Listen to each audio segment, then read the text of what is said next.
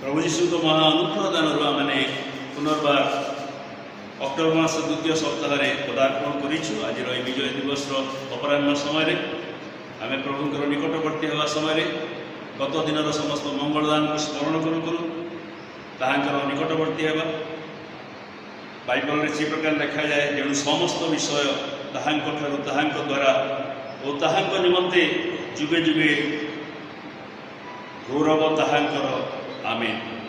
तेणु यही समस्त परिस्थिति मध्य आमे माने थिबा सत्वे ताहांकर महान अनुग्रह मन को आवरी रखी जीवित मान मध्य नाम स्थान देछि। अतएव हे भाई माने तुम ईश्वर को दया हेतु विनती करुछि तुम्हें मैंने अपना अपना शरीर को सजीव पवित्र और ईश्वर सुग्रह बड़िशर उत्सर्ग कर। यह तो तुम मानकर जुक्तियुक्त उपासना तुम्हें मैंने वर्तमान जुगर अनुरूपी हो ना किंतु जेपरी तुम्हें मैंने ईश्वर को इच्छा कौन अर्थात उत्तम सुग्राय और सिद्ध विषय कौन यह परीक्षा कर जापर एनिमंते अपना अपना मनर नूतनीकरण द्वारा परिवर्तित हो। आसतु आज उपासना को आरंभ करी आम ताहांकर निकटवर्ती हेबा ताहांकर दृष्टि जेपरी आमानकर आज उपासना एक सुग्राह बड़िशर उत्सर्ग हो पारे। तेणु आम निज निज प्रभु निकट में नत करवा। आसतु आम प्रार्थना करवा। धन्यवाद प्रशंसा स्तुति संभ्रम पाइबार नित्य जीवित आमानकर प्रेमिक दयालु प्रभु जीशु तुम महान आम धन्यवाद प्रशंसा करुँ कारण तुम महान सर्वशक्तिमान सर्व अंतर्जामी सर्व जगतर सृष्टिकर्ता तुम ही आरंभ शेष अल्फा ओमेगा आदि अंत सबरे सब तुम्हारे अनुग्रह ईश्वरी पर्यंत जगत आमने जीवित मान मध्य नाम स्थान पाइछु। दाऊद जपरी कहले मु वंचित जाए तुम्हारी धन्यवाद प्रशंसा करी। हे प्रभु एत बड़ा आम निज तुम हस्त समर्पण करुछु। आम विक्षिप्त भाव में भिन्न स्थान अवस्था परिस्थिति थिले आमान मंडली में उपासना बंद थी सत्वे तुम्हें आमान को एक माध्यम देश जो द्वारा आम तुम पवित्र आत्मा सहायता एकत्रित हो तुम सेवा आराधना पूजा प्रशंसा कर सुजोग पाऊँ से आम तुम महान प्रशंसा करुँ। गत दिन मानक अनेक से प्रभु ये जगत तुम्हें से स्थानांतरित कर जो लक्ष्य उद्देश्य तुम्हें आम जीवित मान मध्य रखी जपरी आम तुम दृष्टि युक्तियुक्त उपासना करूँ ओ मनर परिवर्तन द्वारा तुम इच्छा अभिमत अनुसार जगत अवशिष्ट दिन सब पहुँचू। एथपाई तुम्हें आम भल आशीर्वाद कर। विशेष भाव में एत सभार प्रारंभ शेष पर्यंत तुम्हें आम सहवर्ती परमेश्वर हो तुम्हें सर्वाग्रे थे आम आगे जपरी तुम इच्छा अभिमत साधन एपरी आज उपासना आम तुम दृष्टि गौरवजनक हो पार आम समस्त दया आशीर्वाद जहाँ मांगिन जहाँ प्रयोजन दया प्रदान कर। यही माध्यम को तुम्हें सक्रिय रख जपरी सभार प्रारंभ शेष पर्यंत तुम गौरव इच्छा अनुसार ख्रीष्ट यीशु सहभागित आज दिन निमंते जो आत्मिक खाद्य आत्मिक सहभागिता तुम्हें आम निमंते प्रस्तुत कर जाओ जो तुम निकटवर्ती पार तुम आशीष आम जीवन पूर्ण हम यही करुणा यही अनुग्रह दया कर जीशु नाम मांगुछु आमेन। एत बेले आम मैंने आज सामूहिक बाइबल पठन जो समय आपण मैंने पाइबे गीत संगीता 150 पर्व आम मैंने एकत्र तार एक पर्व एक पदरु 6 पद पर्यंत आम समस्ते मिलित भाव पाठ करवा। गीत संगीता 150 पर्व 1 ରୁ 6 पद Psalms 150 verse 1 to 6। तुम्हें माने सदा प्रभुंकर प्रशंसा कर परमेश्वरंकर पवित्र स्थान रे ताहांकर प्रशंसा कर। ताहांक पराक्रम उत्पन्न सूर्यमंडल ताहांकर प्रशंसा कर। ताहांकर विक्रमी कार्य सकाश ताहांकर प्रशंसा कर। ताहांकर श्रेष्ठ महत्तानुसार ताहांकर प्रशंसा कर।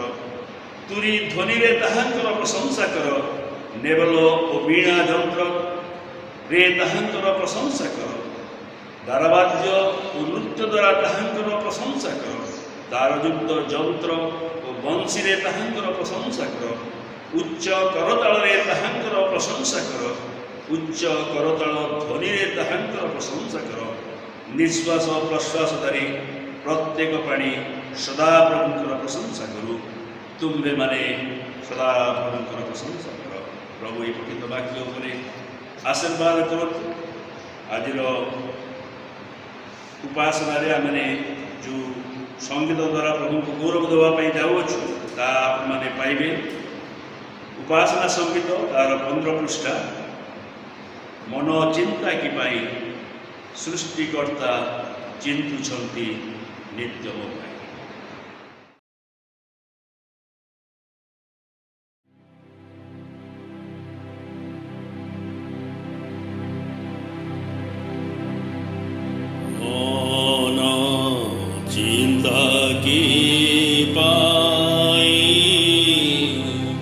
सृष्टिकर्ता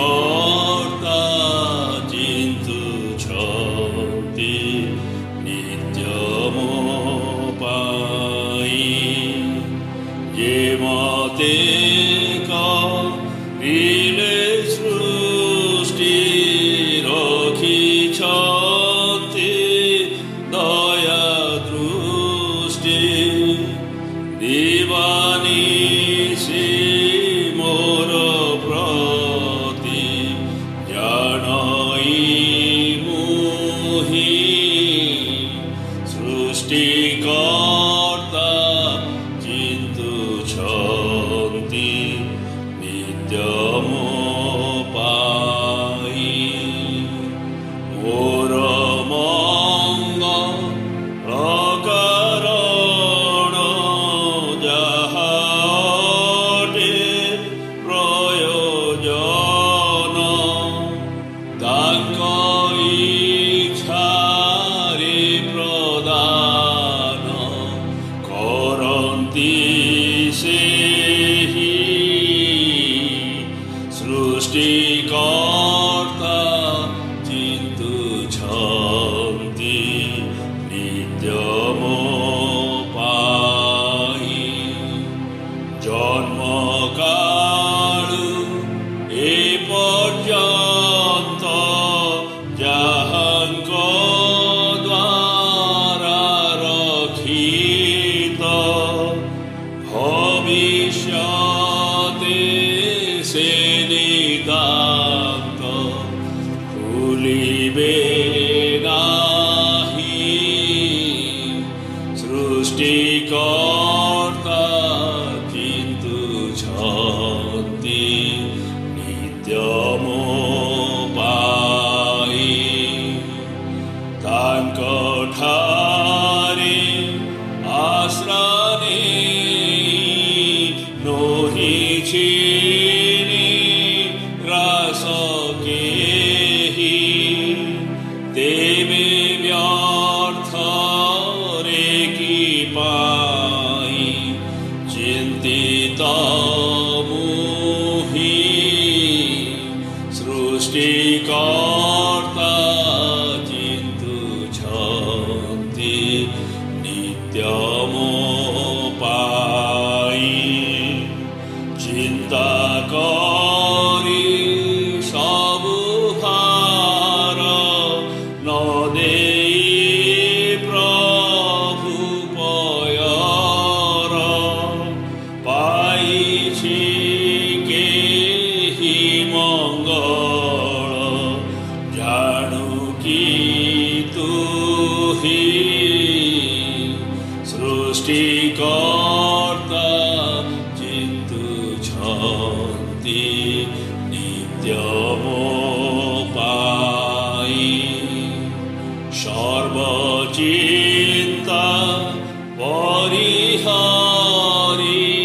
प्रभुरे निर्भर करी। सेविबे पद तांकरी निश्चिंत होई। सृष्टिकर्ता चिंतुछंती नित्य मो पाई। मन चिंता कि पाई। सृष्टिकर्ता चिंतुछंती नित्य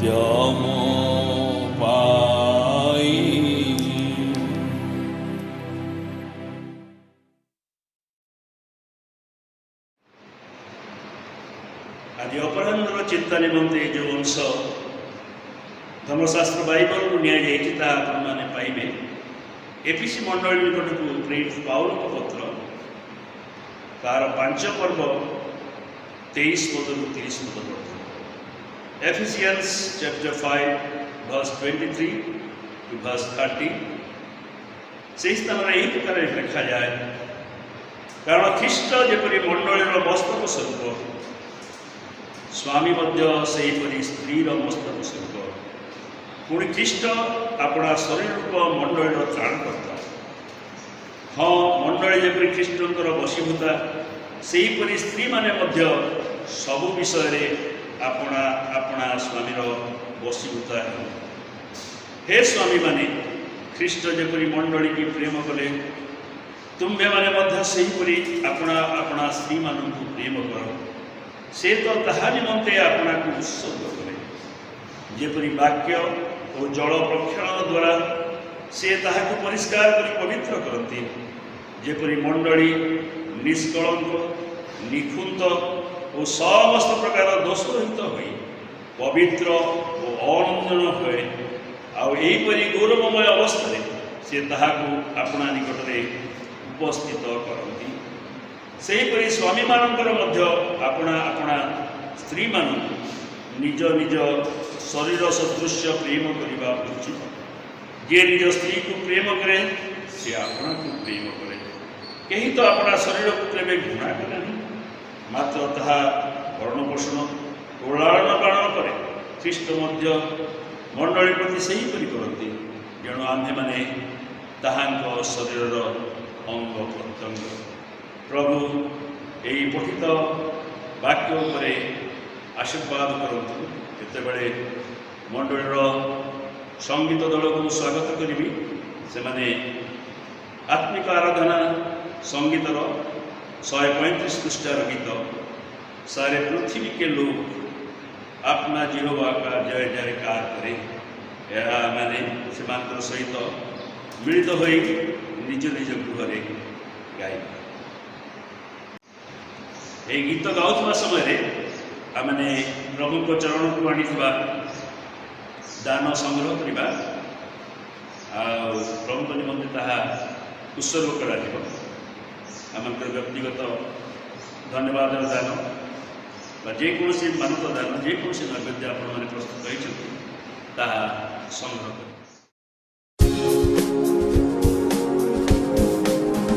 सारे पृथ्वी के लोग अपने यहोवा का जय जयकार करें। सारे पृथ्वी के लोग अपने यहोवा का जय जयकार करें। आओ सब मिलके हम इबादत करें, उसकी जय जयकार करें। आनंद से चले हम इबादत करें, उसकी जय जयकार करें। सारे पृथ्वी के लोग अपने यहोवा का जय जयकार करें। सारे पृथ्वी के लोग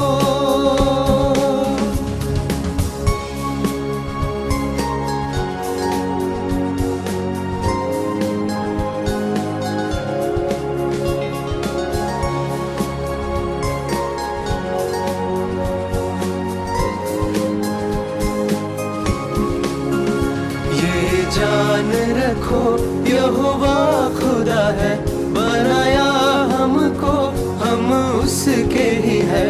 ये जान रखो यहोवा खुदा है, बनाया हमको हम उसके ही है।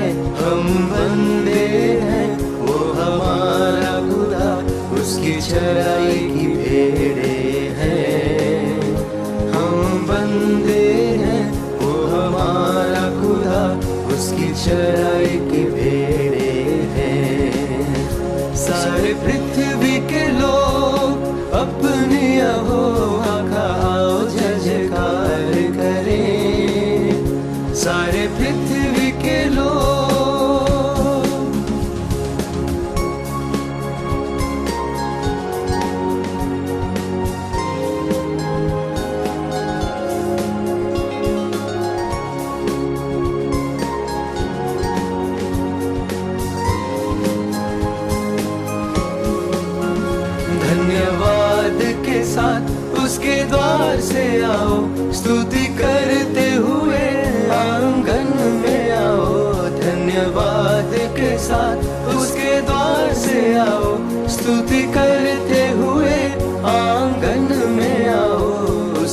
स्तुति करो, उसकी स्तुति करो, उसके नाम को धन्य कहो।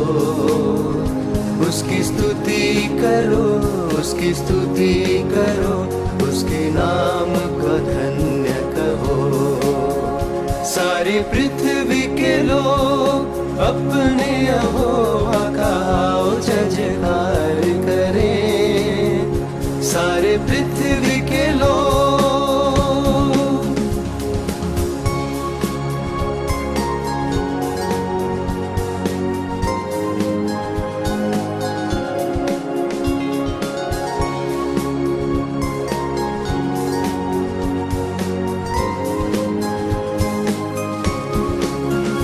यहोवा भला है, यहोवा भला है, करुणा उसकी सदा के लिए है। यहोवा भला है, यहोवा भला है, करुणा उसकी सदा के लिए है। उसकी वफादारी पीढ़ी दर पीढ़ी हमेशा बनी रहती है। उसकी वफादारी पीढ़ी दर पीढ़ी हमेशा बनी रहती है। सारे पृथ्वी के लोग अपने यहोवा का जय जयकार करें। सारे पृथ्वी के लोग अपने यहोवा का जय जयकार करें। आओ सब मिलके हम इबादत करें, उसकी जय जयकार करें। आनंद से चले हम इबादत करें, उसकी जय जयकार करें। सारे पृथ्वी के लोग अपने यहोवा का जय जयकार करें। सारे पृथ्वी के लोग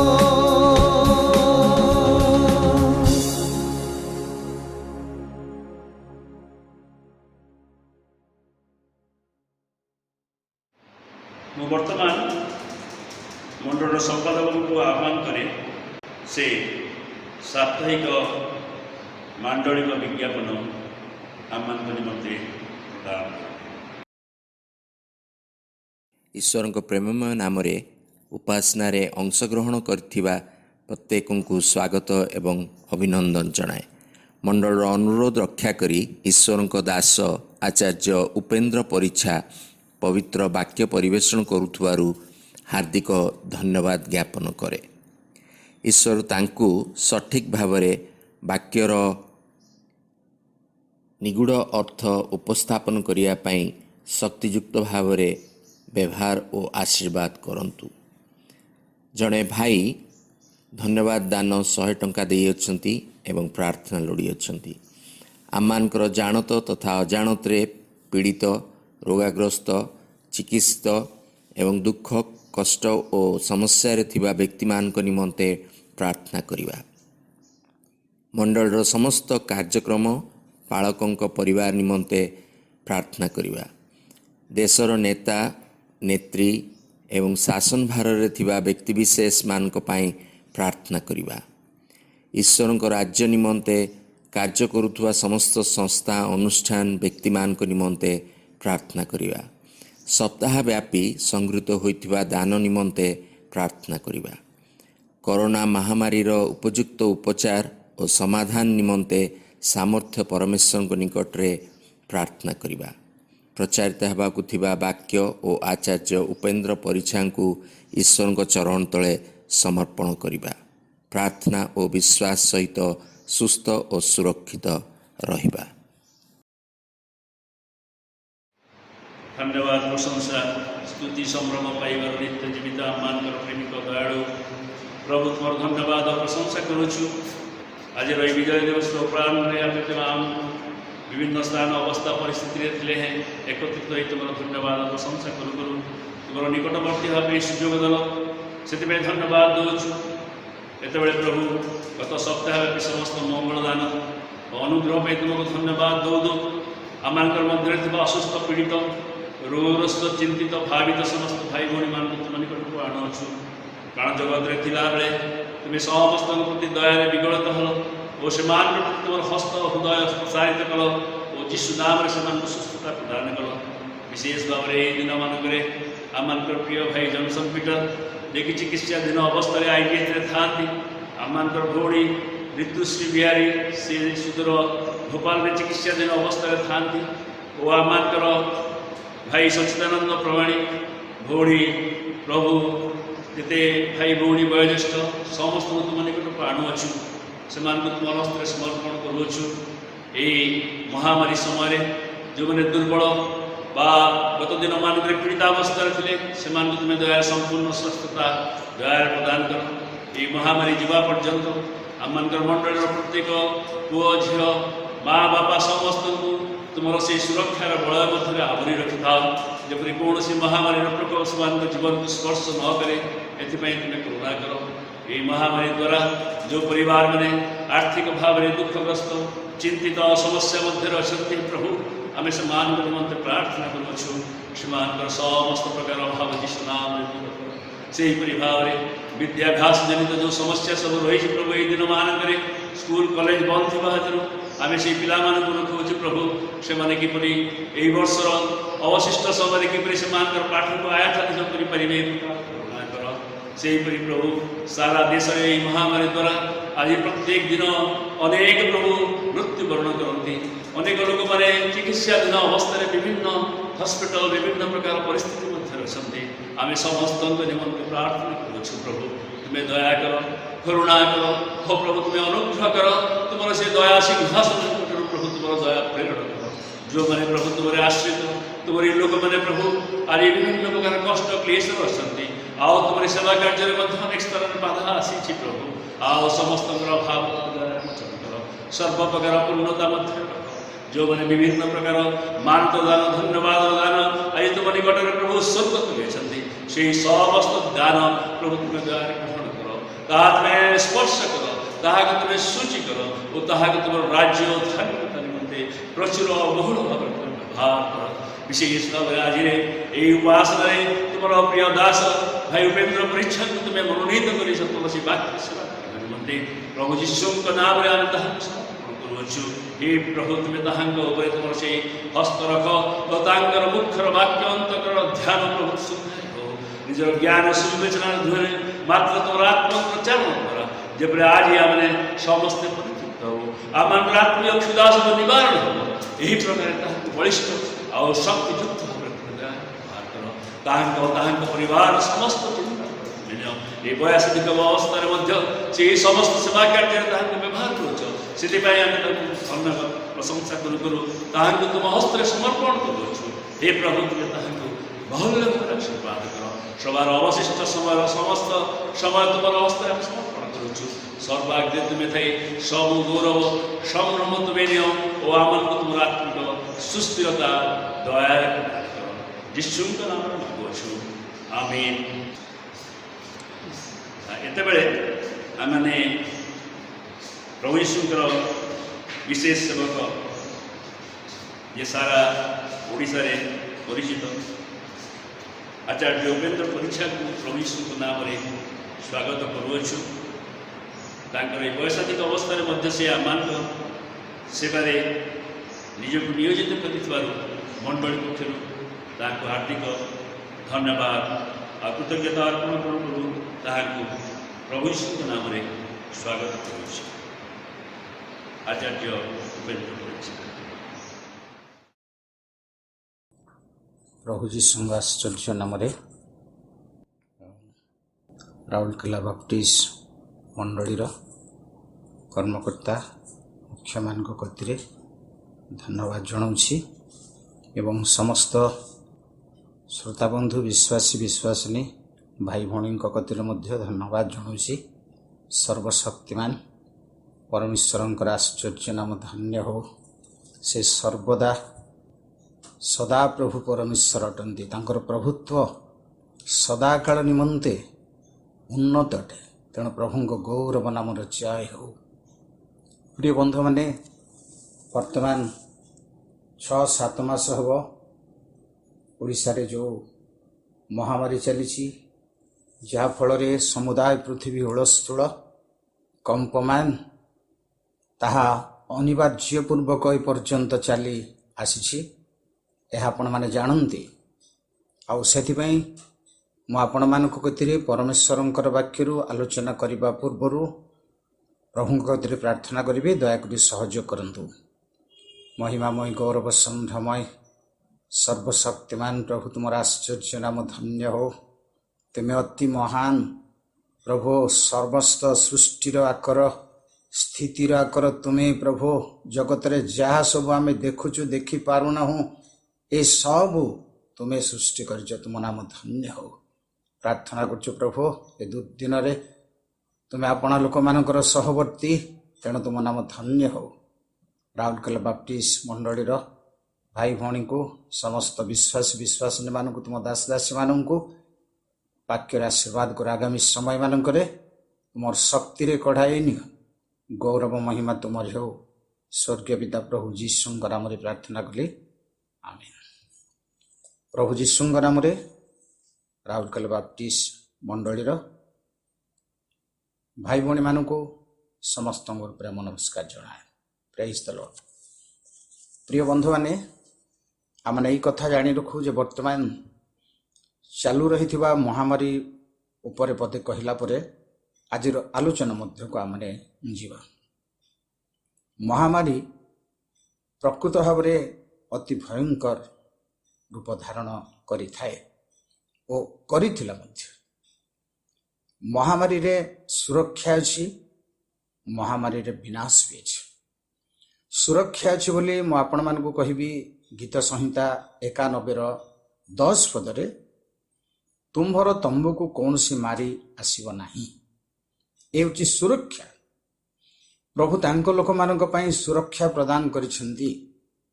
କିନ୍ତୁ ଶୁଣନ୍ତୁ, ଯେଉଁମାନେ ବିନାଶ ପ୍ରାପ୍ତ, ସେମାନେ ଦୃଢ଼ ଗଡ଼ରେ ଥିଲେ ମଧ୍ୟ ସୁରକ୍ଷିତ ହୋଇପାରିବେ ନାହିଁ।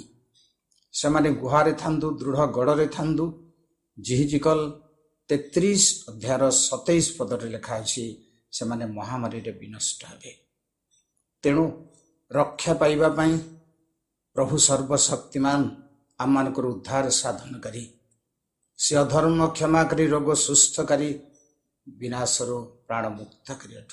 ପ୍ରିୟ ବନ୍ଧୁମାନେ, ପ୍ରକୃତ ଭାବରେ ଦିନମାନଙ୍କରେ ମହାମାରୀର ସଙ୍କଟର ସମୟରେ ଆମେ ପ୍ରଭୁଙ୍କ କତିକୁ କେତେ ଦୂର ଆଗେଇ ପାରିଛୁ, କେତେ ପାଦ ଆମର ଆଗକୁ ଯାଇଛି, ତାମାନଙ୍କୁ ସମୀକ୍ଷା କରିବାକୁ ହେବ। ତା ପୂର୍ବ ପରି ମହାମାରୀ କୌଣସି ଦୁର୍ଘଟଣା ଜଗତରେ ଘଟିବା ପୂର୍ବରୁ ଯେପରି, ଆଉ ଦୁର୍ଘଟଣାରେ ମଧ୍ୟ କ'ଣ ସେହିପରି କି ଆମମାନେ ପ୍ରଭୁଙ୍କର ଶକ୍ତିର ନିକଟବର୍ତ୍ତୀ ହେଇପାରିଛୁ, ଏହାମାନଙ୍କୁ ସମୀକ୍ଷା କରିବା ଦରକାର, ଜାଣିବା ଦରକାର।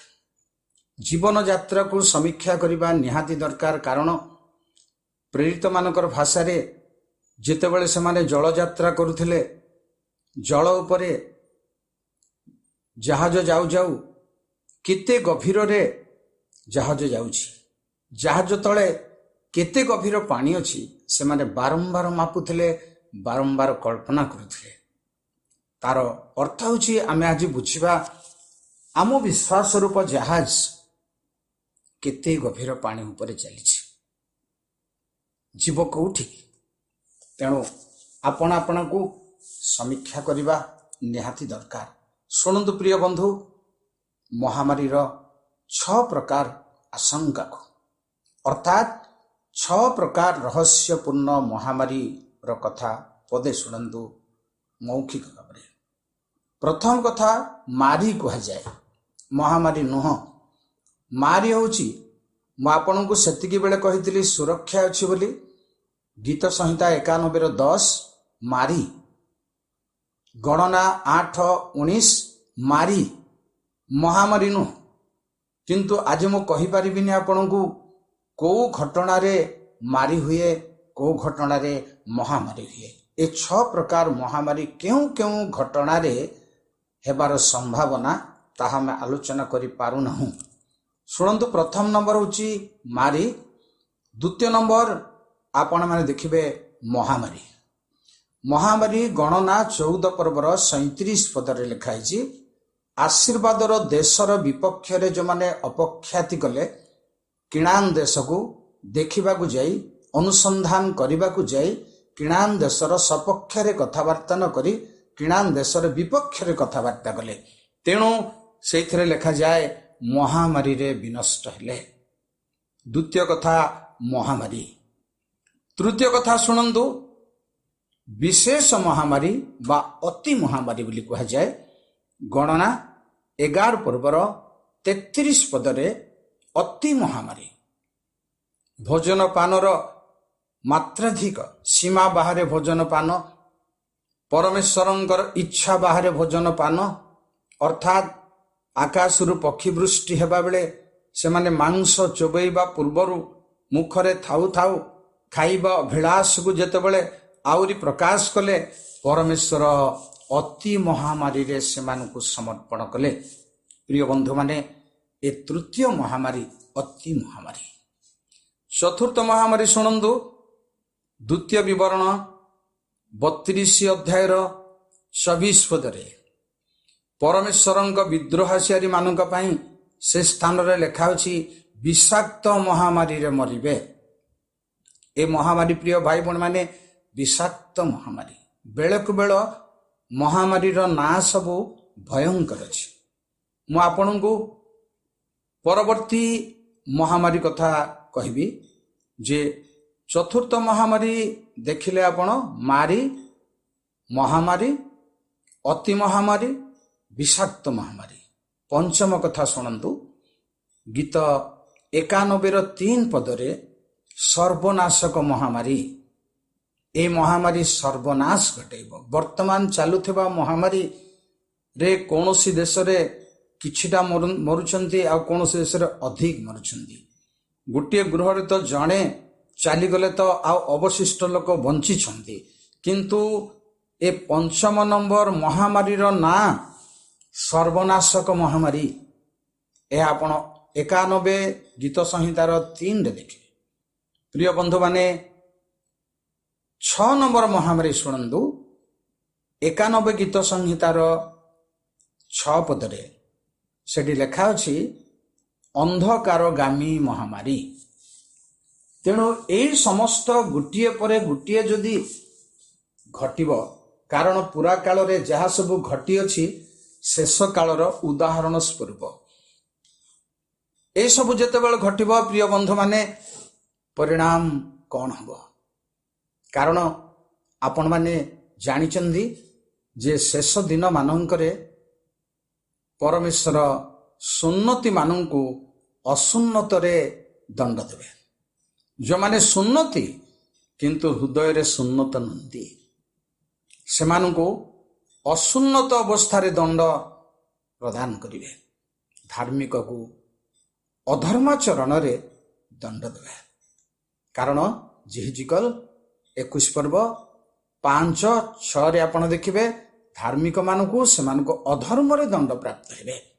ତେଣୁ ଆମମାନଙ୍କୁ ସାବଧାନ ହେବା ଦରକାର, ପ୍ରକୃତ ପରମେଶ୍ୱରଙ୍କୁ ଭୟ କରିବା ଦରକାର। ମୁଁ ଆପଣଙ୍କୁ ଆଜିର ଆଲୋଚନା ସଂକ୍ଷିପ୍ତ ଭାବରେ କହିବି ଯେ ପ୍ରଭୁ ଯୀଶୁ ମଣ୍ଡଳୀର ମସ୍ତକ। ଏହା ଏକ ସଂକ୍ଷିପ୍ତ ଆଲୋଚନା ସତ, କିନ୍ତୁ ବିଷୟବସ୍ତୁ ସଂକ୍ଷିପ୍ତ ନୁହଁ, ଅତି ଗଭୀର। କାରଣ ପୃଥିବୀରେ ବର୍ତ୍ତମାନ ସମସ୍ୟା ହେଉଛି ମଣ୍ଡଳୀ କ'ଣ? ମଣ୍ଡଳୀକୁ ବାଦ ଦେଇ ମଣ୍ଡଳୀ ବନା ହେଉଛି, ମଣ୍ଡଳୀକୁ ଘୃଣା କରି ମଣ୍ଡଳୀ ବନା ହେଉଛି, ଖ୍ରୀଷ୍ଟିଆନ ମାନଙ୍କୁ ଖ୍ରୀଷ୍ଟିଆନ କରାଯାଉଛି। ଏସବୁ ବୃହତ୍ ଆଲୋଚନାର ବିଷୟ ପ୍ରିୟ ବନ୍ଧୁମାନେ। ମଣ୍ଡଳୀର ସଦସ୍ୟବୃନ୍ଦ, ମଣ୍ଡଳୀର ବିଶ୍ୱାସୀ ବିଶ୍ୱାସିନୀ ଭାଇ ଭଉଣୀମାନେ ଧର୍ମଶାସ୍ତ୍ର ବାଇବଲରୁ ମଣ୍ଡଳୀର ରହସ୍ୟକୁ ଜାଣିବା ଦରକାର, ମଣ୍ଡଳୀର ତତ୍ତ୍ୱକୁ ଜାଣିବା ଦରକାର, ପରମେଶ୍ୱରଙ୍କର ରହସ୍ୟକୁ ଜାଣିବା ଦରକାର, ଧର୍ମଶାସ୍ତ୍ର ରହସ୍ୟକୁ ଜାଣିବା ଦରକାର। ତେଣୁ ମଣ୍ଡଳୀ ଅତି ଆଲୋଚନାର ବିଷୟ। କାରଣ ପ୍ରଭୁ ଯୀଶୁ ମଣ୍ଡଳୀକୁ ନିର୍ମାଣ କରି କହିଲେ ଯେ ମୁଁ ଆପଣାର ମଣ୍ଡଳୀ ତୋଳିବି ଯାହାର ନାମ ଦିଆଯାଇ ନାହିଁ। କିନ୍ତୁ ଆମେ ବାପ୍ଟିଷ୍ଟ ମଣ୍ଡଳୀ ଭାବରେ ନାମକରଣ କରିଛୁ, ଆମର ପୂର୍ବପୁରୁଷମାନେ କରିଛନ୍ତି। ଏହାର ଗୁଡ଼ାଏ ରହସ୍ୟ ଅଛି। କାରଣ ନହୁଙ୍କ ଜଳ ପ୍ଲାବନରେ 8 ପ୍ରାଣୀ ରକ୍ଷା ପାଇବାର ରହସ୍ୟ ହେଉଛି ବାପ୍ତିସ୍ମ। ବାପ୍ତିସ୍ମ ଉପରେ ଆଧାରିତ ଲୋକମାନଙ୍କୁ କୁହାଯାଏ ବାପ୍ଟିଷ୍ଟ। ତେଣୁ ଏହା ଆପଣମାନେ ଶୁଣିଛନ୍ତି, ୟା ଉପରେ ମୁଁ ଅଧିକ ସମୟ ନେବିନି। ମଣ୍ଡଳୀର ମସ୍ତକ ପ୍ରଭୁ ଯୀଶୁ ଖ୍ରୀଷ୍ଟ। ପ୍ରିୟ ବନ୍ଧୁମାନେ, ମଣ୍ଡଳୀ ତାଙ୍କର ଶରୀର, ଯେଉଁ ଶରୀରର ମସ୍ତକ ଯୀଶୁ ଖ୍ରୀଷ୍ଟ ଅଟନ୍ତି, ତେବେ ମଣ୍ଡଳୀ ଗୋଟେ କି ପ୍ରକାର ରୂପର ଶରୀର ହବ? ସହସ୍ର ସହସ୍ର ଲୋକ, ହଜାର ହଜାର ଲୋକ ଅଛନ୍ତି, କି ପ୍ରକାର ଅଙ୍ଗରେ ପରିଣତ ହେବେ? ଏ ଶରୀର କି ପ୍ରକାର ଭାବରେ ଦେଖାଯିବ ଦୁନିଆରେ? ଏହା ଗୋଟେ ଚମତ୍କାର ଶରୀର, ଚମତ୍କାର ମହତ୍ଵପୂର୍ଣ୍ଣ ବିଷୟ। ଏପରି ଅସଂଖ୍ୟ ଲୋକ ଅଛନ୍ତି, ସେମାନେ କିଏ କୋଉ ଅଙ୍ଗରେ ପରିଣତ ହେବେ, ଏହା ଏକ ଚିନ୍ତାର ବିଷୟ। ତେଣୁ ଏ ଅଙ୍ଗ ଉପରେ ବା ଶରୀର ଉପରେ ମୁଁ ଆପଣମାନଙ୍କୁ ଆଜି କହିପାରୁନାହିଁ, କିନ୍ତୁ କହିବି ମସ୍ତକ। ମସ୍ତକର ରହସ୍ୟ କ'ଣ ଉଦାହରଣରେ ଶୁଣନ୍ତୁ। ମସ୍ତକ କହିଲେ ରାଜଧାନୀକୁ ମଧ୍ୟ କୁହାଯାଏ ମସ୍ତକ। ରାଜ୍ୟର ମସ୍ତକ ରାଜଧାନୀ। ଜ୍ୟୋତିଷ 11 ଅଧ୍ୟାୟର 10 ପଦରେ ଲେଖା ଅଛି ଯେ ହାତସୋର ରାଜଧାନୀ ମସ୍ତକ ସ୍ୱରୂପ ଥିଲା। ଅର୍ଥାତ୍ ହାତସୋର ରାଜଧାନୀ ଉପରେ ଚଢ଼ାଉ କରିବା ଆଉ ଗୌରବରେ, ସମ୍ପତ୍ତିରେ, ପ୍ରଭାବରେ ଅଧିକ ହେବାକୁ କୌଣସି ନଗର ନଥିଲା ସେହି ରାଜ୍ୟରେ। ତେଣୁ ତାହା ରାଜଧାନୀ ମସ୍ତକ ସ୍ୱରୂପ। ମସ୍ତକର ଦ୍ୱିତୀୟ ରହସ୍ୟ ଶୁଣନ୍ତୁ ଯେ ଯେତେବେଳେ ପୁନର୍ନିଯୁକ୍ତି ଫାରୋଙ୍କର ପାନପାତ୍ର ବାହକ ପଦଚ୍ୟୁତ ହୋଇଥିଲେ, ସେ ଯେତେବେଳେ ପୁନର୍ବାର ନିଯୁକ୍ତି ହେବେ, ତାଙ୍କ ସ୍ୱପ୍ନର ଅର୍ଥ ଯୋସେଫ କହୁଛନ୍ତି ଯେ ତୁମ୍ଭର ମସ୍ତକକୁ ତୁମ୍ଭର ରାଜା ଉଠାଇବେ। ଅର୍ଥାତ୍ ପୁନର୍ନିଯୁକ୍ତିକୁ ବୁଝାଏ। କ୍ଷମତାରେ ନିଯୁକ୍ତିକୁ ମସ୍ତକ ସହିତ ତୁଳନା କରାଯାଏ। ଆଦି 40 ଅଧ୍ୟାୟର 13 ପଦରେ। ମସ୍ତକର ତୃତୀୟ ରହସ୍ୟ ଶୁଣନ୍ତୁ। ଯେଉଁମାନେ ଆଜ୍ଞା ପାଳନ କରନ୍ତି ପରମେଶ୍ୱରଙ୍କର, ଆଜ୍ଞାଧୀନ ଜୀବନଯାପନ କରନ୍ତି ପରମେଶ୍ୱରଙ୍କର, ସେମାନେ ଅନ୍ୟମାନଙ୍କ ଠାରୁ ମସ୍ତକ ହେବେ। ଦ୍ୱିତୀୟ ବିବରଣ 28 ଅଧ୍ୟାୟ 13-14 ପଦରେ ଲେଖା ଅଛି। ଆଜ୍ଞା ପାଳନକାରୀମାନେ ଅନ୍ୟମାନଙ୍କ ଠାରୁ ମସ୍ତକ ସ୍ୱରୂପ ଅଟନ୍ତି। ମୁଁ ଆପଣଙ୍କୁ ତୃତୀୟ ପ୍ରକାର ମସ୍ତକର ରହସ୍ୟକୁ କହିବି, ଶୁଣନ୍ତୁ। ରାଜାମାନଙ୍କୁ ରାଜ୍ୟର ମସ୍ତକ ବୋଲି କୁହାଯାଏ। ବିଚାରକର୍ତ୍ତା 11 ଅଧ୍ୟାୟର 8 ପଦରେ ଜିପ୍ତକୁ ଡାକି ଯିବାକୁ ଯାଇଥିବା ପ୍ରାଚୀନମାନେ କହିଲେ ଯେ ଆମେ ତୁମକୁ ମସ୍ତକ ସ୍ୱରୂପ କରିବୁ। ପ୍ରିୟ ବନ୍ଧୁମାନେ, ମସ୍ତକ ରାଜଧାନୀ, ମସ୍ତକ ପୁନର୍ନିଯୁକ୍ତି, କ୍ଷମତାରେ ନିଯୁକ୍ତି, ମସ୍ତକ ଅନ୍ୟମାନଙ୍କ ଠାରୁ ଶ୍ରେଷ୍ଠ, ମସ୍ତକ ରାଜା।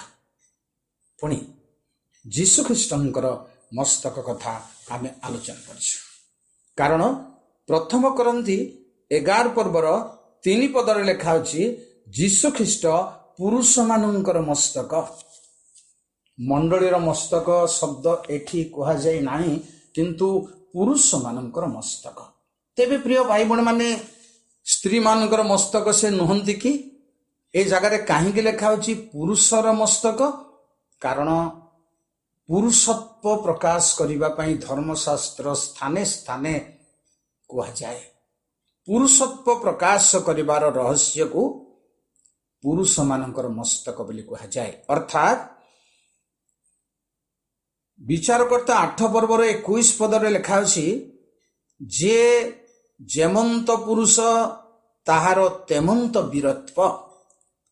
ପୁରୁଷର ଭାବଭଙ୍ଗୀ ଅନୁସାରେ ତାର ବୀରତ୍ୱ ପ୍ରକାଶ ପାଏ। ତେଣୁ ଏଭଳି ବୀର ପୁରୁଷ ସଦୃଶ ଯୀଶୁଖ୍ରୀଷ୍ଟ, ଆଉ ଯେଉଁମାନେ ବୀର ପୁରୁଷ ସେମାନଙ୍କ ଉପରେ ସେ ଶ୍ରେଷ୍ଠ।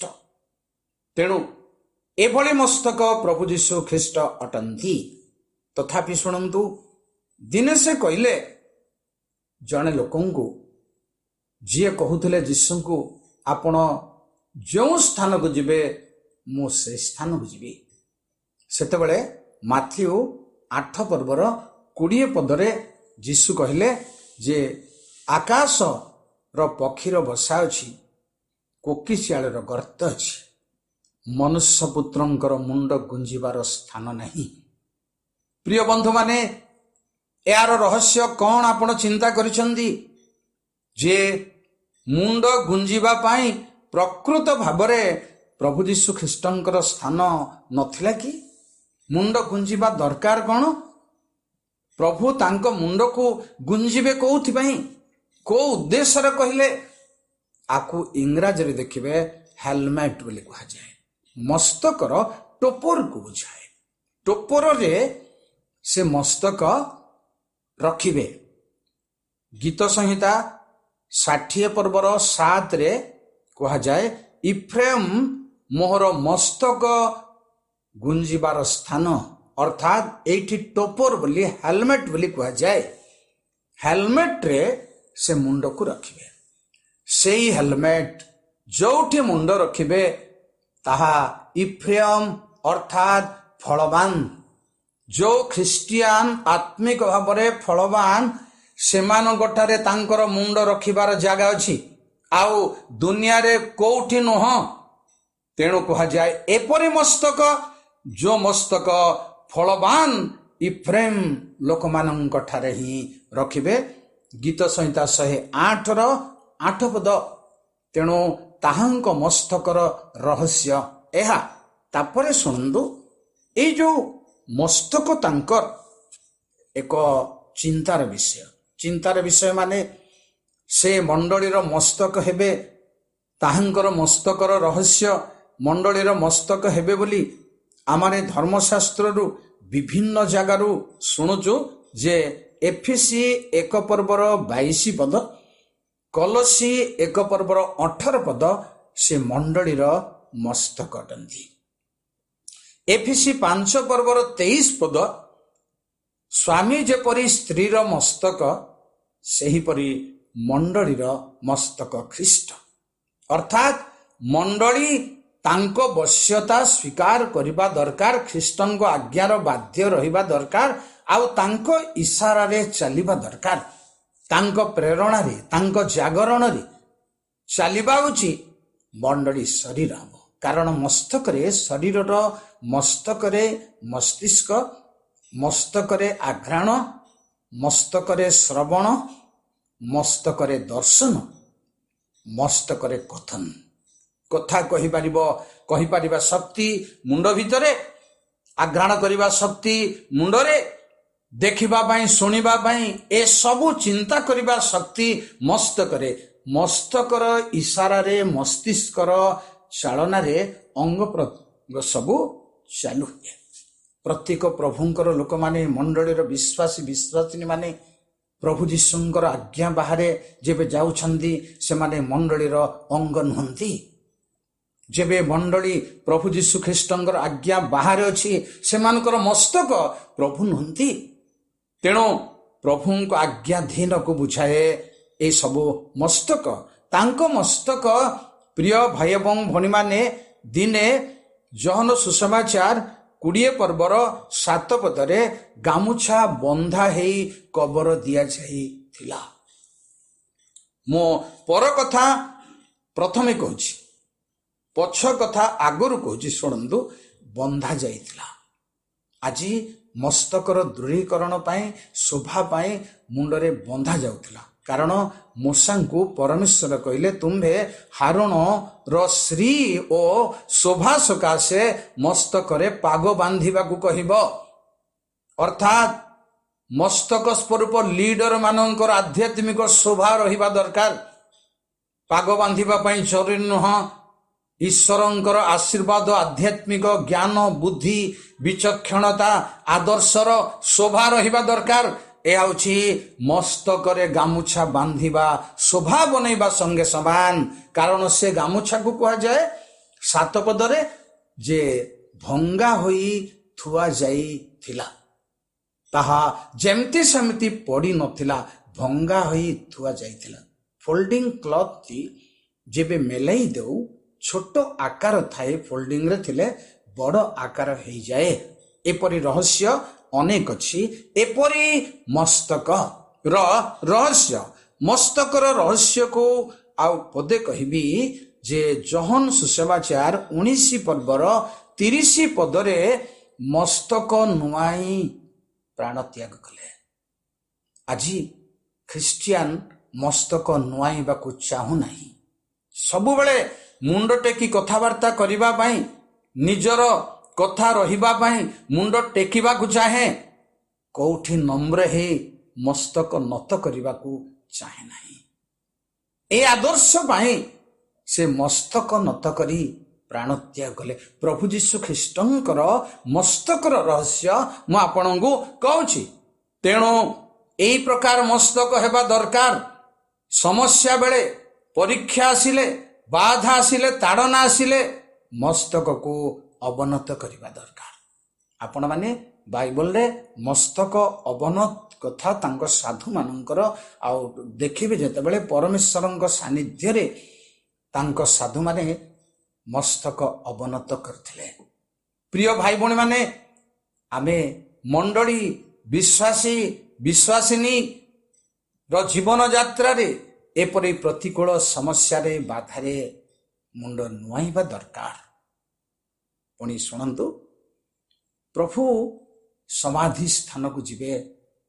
ତେଣୁ ମାଥ୍ୟୁ 26 ପର୍ବର 7 ଓ 12 ପଦରେ ଲେଖା ଅଛି, ଯେତେବେଳେ ଜଣେ ସ୍ତ୍ରୀ ଲୋକ ତୈଳ ଶିଶି ଭାଙ୍ଗି ତୈଳ ଢାଳିଲେ, ଲୋକ ସମାଲୋଚନା କଲେ, ଲୋକ ବିଚାର କଲେ।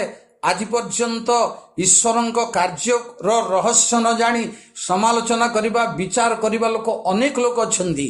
କିନ୍ତୁ ଯୀଶୁ କହିଲେ ଯେ ସମାଧି ନିମନ୍ତେ ତୈଳ ଦ୍ୱାରା ମୋହର ମସ୍ତକକୁ ଅଭିଷେକ କରିଛନ୍ତି। ପ୍ରଭୁ ଯୀଶୁ ଖ୍ରୀଷ୍ଟଙ୍କର ପ୍ରଥମ ଅଭିଷେକ ତ ଆପଣଙ୍କର ଜିସାୟ 61ରେ ବିଭିନ୍ନ ପ୍ରକାର ଅଭିଷେକ ଅଛି, କିନ୍ତୁ ଶେଷ ଅଭିଷେକ ହେଉଛି ସମାଧି ନିମନ୍ତେ।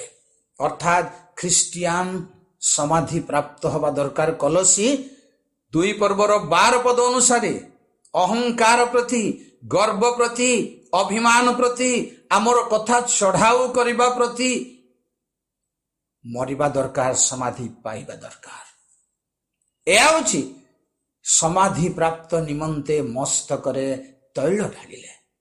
ପ୍ରିୟ ବନ୍ଧୁମାନେ, ଏଥିପାଇଁ ବି ଆମେ ପ୍ରସ୍ତୁତ ରହିବା ଦରକାର ଯେ ପ୍ରଭୁଙ୍କ ସକାଶେ ଶାରୀରିକ ଭାବରେ ମୃତ୍ୟୁ କିମ୍ବା ଆମର ଅହଙ୍କାରକୁ ମାରିବା ମୃତ୍ୟୁ ପାଇଁ ତାଙ୍କ ମସ୍ତକରେ ତୈଳ ଢାଳିବା ମସ୍ତକ।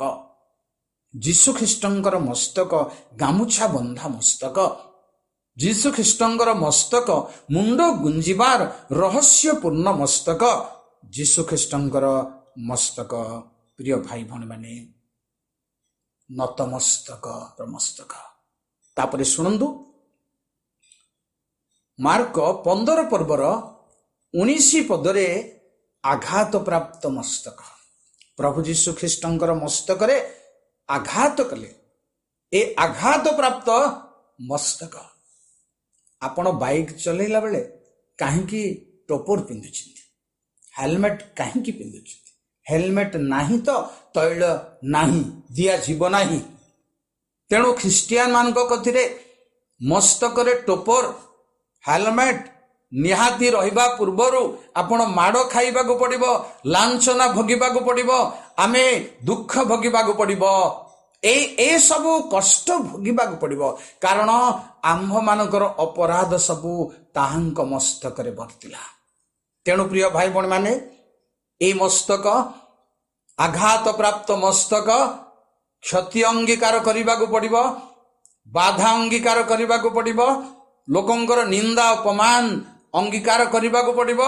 ଏ ପ୍ରକାର ମସ୍ତକର ଆଦର୍ଶ ପ୍ରଭୁ ଯୀଶୁ ଖ୍ରୀଷ୍ଟ ଆଘାତ ପ୍ରାପ୍ତ ମସ୍ତକ। ପୁଣି ଆପଣମାନଙ୍କୁ କହିବି, ପ୍ରକାଶିତ 19 ଅଧ୍ୟାୟର 12-13 ପଦରେ ଯେ ତାହାଙ୍କ ମସ୍ତକରେ ଅନେକ ମୁକୁଟ। प्रिय बंधु माने प्रभु यीशु ख्रीष्टंकर गोटे मस्तक अनेक मुकुट आसिला केमिति से परिधान करिथिबे अनेक मुकुट यह चिंतार विषय।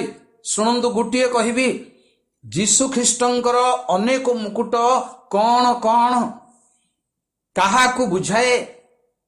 धार्मिक मानकर मुकुट धार्मिकतार मुकुट अम्लान मुकुट जीवन रूप मुकुट इत्यादि इत्यादि किंतु यीशु ख्रीष्टंकर मस्तक जो अनेक मुकुट ताहा समस्त विश्वासी मानकर साधु मानकर गहन को बुझाए।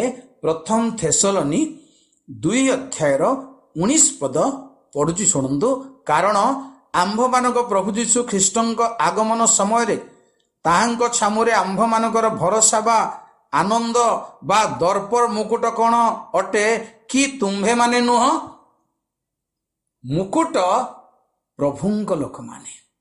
तेणु प्रभुंक लोक माने अनेक अनेक यीशु ख्रीष्टंकर मस्तकर गौरव स्वरूप प्रशंसार स्वरूप महिरार स्वरूप सेथिपाई अनेक मुकुट बोली कुहा जाए।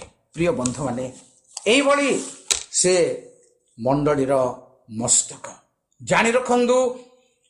प्रभु यीशु ख्रीष्टंकु प्रकाशित 1 पर्वर 14 पदरे लेखा अछि शुक्ल वर्ण केश विशिष्ट मस्तक। प्रभु यीशु ख्रीष्टंकर मस्तकर केश को एई जगारे शुक्ल वर्ण बोली कुहा जाए। शुक्ल वर्ण परम गीतर कहले मोर प्रियतम डामरा कुआ परी केश कुंचित केश ओ कला वर्ण। किंतु आज पुनरुत्थित प्रभु यीशु ख्रीष्टंकर मस्तक हेउछि धला वर्ण केश विशिष्ट। आज समय नाही प्रभु यीशु ख्रीष्टंक शरीर रे धला वर्ण केतोटी कथा अछि। वस्त्र मस्तकर केश ठारू आरंभ करी आज व्हाइट रहिबा दरकार। मंडलीर मस्तक प्रभु यीशु ख्रीष्ट तांकर धला वर्ण। प्रभु यीशु ख्रीष्टंकर लोक मानकु साधु मानकु समस्तंकु धला वर्णर वस्त्र प्रदत्त। प्रकाशित 19 पर्वर 7-8 रे साधु मानकर धर्म कर्म से मानकु शुक्ल वस्त्र दत्त हैला ताहा साधु मानकर धर्म कर्म। तेणु धर्म कर्म रूप धला को परिधान करिबा मस्तक तांक मस्तक रे धर्म कर्मर प्रचुरता भासुछि। तेणु तांक धर्म कर्म रे समस्ते धार्मिकतार अवलंबन करि परिबे। आज प्रिय बंधु माने प्रभु यीशु ख्रीष्ट आम मंडली रे ताकू आमे कोन कला बनै देइछु तार मस्तक को ना विभिन्न रंग बोली देइछु। आजिकली मस्तक विभिन्न रंग बोला होछि केश को विभिन्न रंग करा होछि। आमे प्रभु यीशु ख्रीष्ट को निजर मत निजर ज्ञान निजर बुद्धि रे भिन्न भिन्न रंग बोली देउछु ना तार मस्तक व्हाइट करूछु पवित्र करूछु निर्मल करूछु शुभ्र करूछु। तेणु एई सबु रहस्य मंडली रे रहिबा दरकार ताहेले प्रभु मंडलीर मस्तक हेबे। प्रिय बंधु माने वर्तमान ताहांक मस्तक गौरवमय अटे आउ ताहांक शरीर मध्य जाज्वल्यमान हब ताहांक दिन रे प्रभु यीशु ख्रीष्टंक आगमन दिन रे वाक्य रे मंडली धौत ही शुभ्र निष्कलंक निर्दाग हब केवल परमेश्वरंकर वाक्य रे कहले यह बुझिबा नै गुडाए रेफरेंस दिया जाउथबो प्रचार सब बेले होउथबो ताहा केवल नुह परमेश्वरंक दत्त वाक्य हबाक पड़िबो मनुष्य दत्त नुह।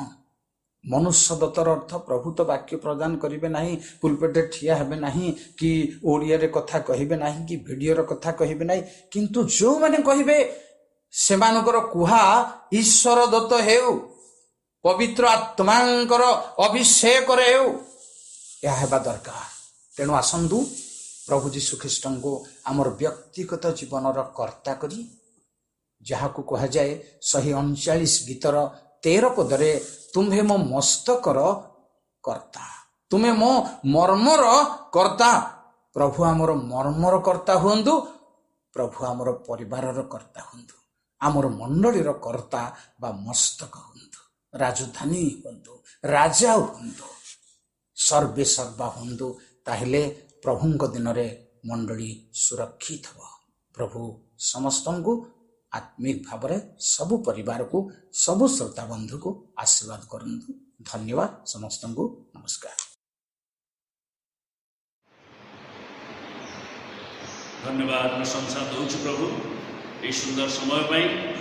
ସକାଳ ପ୍ରାରମ୍ଭରୁ ଶେଷ ପର୍ଯ୍ୟନ୍ତ ତୁମେ ଆମମାନଙ୍କର ସହବର୍ତ୍ତୀ ପରମେଶ୍ୱର, ତୁମେ ଯେ ଆମମାନଙ୍କର ମଣ୍ଡଳୀର ମସ୍ତକ, ଆମର ଜୀବନର ମସ୍ତକ, ତୁମେ ଯେ ସବୁରେ ସବୁ, ଏହି ସମସ୍ତ ବିଷୟରେ ଅତି ପ୍ରାଞ୍ଜଳ ଭାବରେ ତୁମର ଏହି ଭକ୍ତ ଦାସଙ୍କ ଦ୍ୱାରା ଆମମାନଙ୍କ ନିକଟରେ ପ୍ରକାଶନ କର।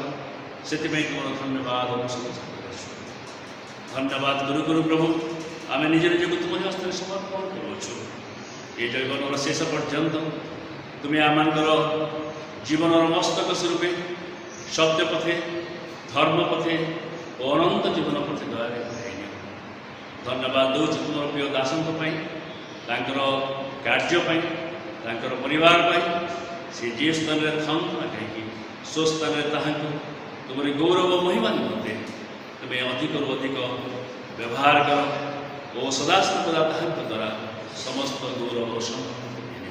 ଆସନ୍ତା ସପ୍ତାହ ବ୍ୟାପୀ ପ୍ରତ୍ୟେକ ଦିନ, ପ୍ରତ୍ୟେକ ମୁହୂର୍ତ୍ତ, ପ୍ରତ୍ୟେକ ଅବସ୍ଥାରେ ତୁମେ ଆମମାନଙ୍କର ସହବର୍ତ୍ତୀ ପରମେଶ୍ୱର ଆମମାନଙ୍କୁ ଆଗେଇ ନିଅ ଓ ପୁନର୍ବାର ଆଉ ଥରେ ତୁମ ନିମନ୍ତେ ଏହି ଉପାସନାରେ ଯୋଗଦାନ କରିବାର ସୁଯୋଗ ପ୍ରାର୍ଥନାରେ ବହୁତ ସ୍ତୁତି ମାର୍ଜନା କର। ଯାହା ମାଗିନ, ଯାହା ସୁନ୍ଦର, ଯାହା ସୁଗ୍ରାୟ ତୁମର ଗୌରବମୟ ଇଚ୍ଛା ଅଟେ। ଖ୍ରୀଷ୍ଟ ଯୀଶୁଙ୍କ ସହଭାଗିତାରେ ଆମମାନଙ୍କର ପ୍ରତ୍ୟେକ ଜୀବନରେ ଦୟାରେ ଜୀବ କରି ସମସ୍ତ ଗୌରବ ସମ୍ଭ୍ରମ କେବଳ ତୁମେ। ଯେତେବେଳେ ଆସନ୍ତୁ ଆମେ ପ୍ରଭୁଙ୍କ ପ୍ରାର୍ଥନା କରିବା, ହେ ଆମମାନଙ୍କର ସ୍ୱର୍ଗସ୍ଥ ପିତା, ତୁମ ନାମର ପୂଜା ହେବ, ତୁମର ରାଜ୍ୟ ଆସୁ, ଯେପରି ସ୍ୱର୍ଗରେ ସେହିପରି ପୃଥିବୀରେ ତୁମର ଇଚ୍ଛା ସଫଳ ହେବ। ଆଜି ଆମମାନଙ୍କୁ ପ୍ରয়োଜନୀୟ ଆହାର ଦିଅ। ଆମେମାନେ ଯେପରି ନିଜ ନିଜ ଅପରାଧୀମାନଙ୍କୁ କ୍ଷମା କରିଅଛୁ, ସେହିପରି ଆମମାନଙ୍କର ଅପରାଧ ସବୁ କ୍ଷମା କର। ପରୀକ୍ଷାରେ ନ ଆଣ, ମନ୍ଦଠାରୁ ରକ୍ଷା କର। ଯେଣୁ ରାଜ୍ୟ, ପରାକ୍ରମ, ଗୌରବ ଯୁଗେ ଯୁଗେ ତୁମ୍ଭର। ଆମେନ୍। କେତେବେଳେ ପିତା ପରମେଶ୍ୱରଙ୍କ ପ୍ରେମ, ତ୍ରାଣକର୍ତ୍ତା ପ୍ରଭୁ ଶ୍ରୀଖ୍ରୀଷ୍ଟଙ୍କ ଅନୁଗ୍ରହ, ପବିତ୍ର ଆତ୍ମାଙ୍କ ଶାନ୍ତି, ଶକ୍ତି ଓ ସହଭାଗିତା ଏତେବେଳେ ପୁଣି ପୃଥିବୀର ଶେଷ ପର୍ଯ୍ୟନ୍ତ ଆମମାନଙ୍କ ସମସ୍ତଙ୍କର ସଙ୍ଗେ ସଙ୍ଗେ ଥାଇ ଉପକାର। ଆମେନ୍।